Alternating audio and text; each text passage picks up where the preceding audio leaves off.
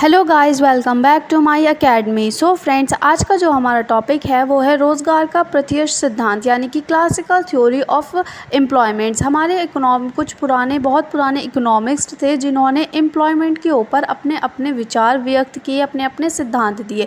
ठीक है, वो विचार काफ़ी पुराने थे, इसीलिए हम उन्हें क्लासिकल थ्योरी बोलते हैं, क्योंकि उनकी जो थ्योरी थी जो उन्होंने एम्प्लॉयमेंट पर दी थी वो बहुत क्लासिकल थी, यानी कि प्रत्यक्ष थी। ठीक है, अब हम इसके बारे में पढ़ेंगे कि यह क्या होता है। देखिए, प्रत्यक्ष रोजगार सिद्धांत के विचारकों का विचार था, यानी कि जो हमारे पुराने इकोनॉमिक्स थे उनका जो विचार था वो ये था कि हमारी जो अर्थव्यवस्था है उसके अंदर पूर्ण रोजगार एक सामान्य और वास्तविक स्थिति है। यानी कि हमारी जो अर्थव्यवस्था है उसके अंदर जो सबसे स्ट्रॉन्ग और मतलब कि वास्तविक स्थिति है सिर्फ और सिर्फ पूर्ण रोजगार की ही स्थिति है, जबकि बेरोजगारी अस्थायी और असामान्य है। ठीक है, यानी कि हमारी जो अर्थव्यवस्था है उसके अंदर सिर्फ पूर्ण रोजगार की ही स्थिति है, बेरोजगारी नहीं है। ठीक है, उनका मानना था कि यदि कभी अर्थव्यवस्था में बेरोजगार की स्थिति हुई तो वह केवल अल्पकालीन होगी।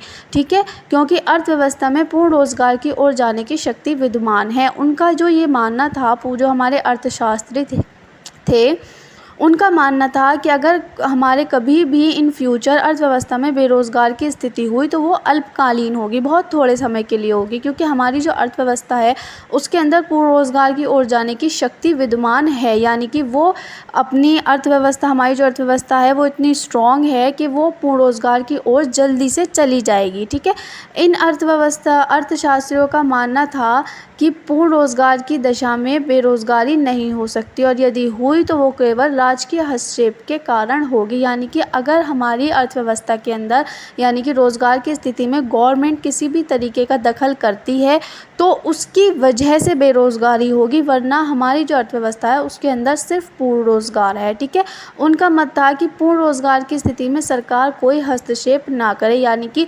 जो भी बंदा रोज़गार कर रहा है, कैसे कर रहा है, ज़्यादा कर रहा है, कम कर रहा है, किसी भी तरीके से वो अपना रोज़गार कर रहा है, उसके अंदर गवर्नमेंट कोई भी हस्तक्षेप ना करे, अपना कोई भी दखल ना करे।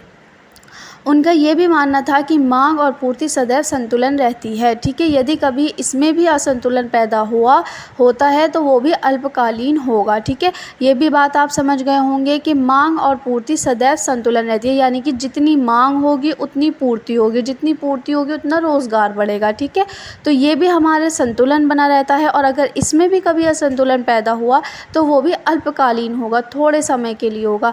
ठीक है, तो उनका जो ये पूरा कॉन्सेप्ट था वो इसी के ऊपर था कि हमारी जो अर्थव्यवस्था है उसमें पूर्ण रोज़गार पाया जाता है, बेरोज़गारी बिल्कुल भी नहीं होती, अगर होगी तो थोड़ी होगी, और हमारी जो अर्थव्यवस्था है वो इतनी स्ट्रॉन्ग है कि वो उसको सब चीज़ को सेटल कर लेगी।